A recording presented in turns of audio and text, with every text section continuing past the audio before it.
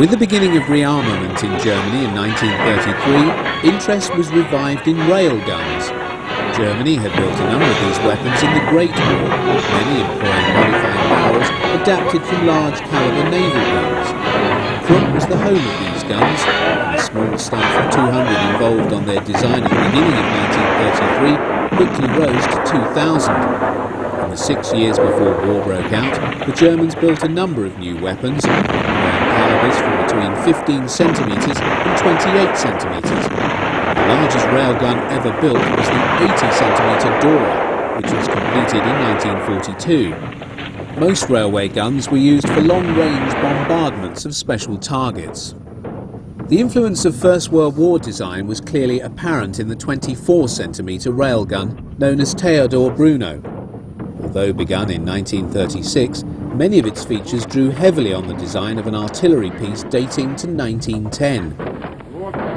The Army placed an order for 6 of these weapons and all were delivered by 1939. These were deployed in 4 batteries in May 1940. The Theodor Bruno fired a number of projectiles, but a standard high-explosive shell, weighing some 327 pounds, could achieve a maximum range of 22,091 yards when employing a full charge.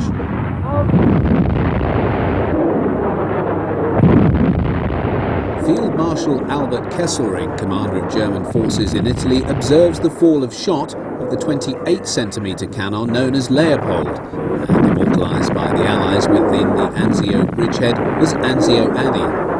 More properly designated the 28-centimetre K5E, this weapon is generally regarded as one of the finest railway guns ever built. Design of this new type began in 1934, with the first entering service in 1936. Such was the effectiveness of the type that it was retained in very low volume production through to 1945, by which time Krupp had built 28, although the complete order was for 30. By May 1940 there were 8 24-centimetre guns in service, and these were deployed in 8 batteries. This calibre of weapon was eventually to comprise almost half of all the German railguns. In total, the gun weighed 218 tons and was mounted on 2 6-axle bogie trucks. The barrel length was 21.5 metres and its maximum range 62 kilometres.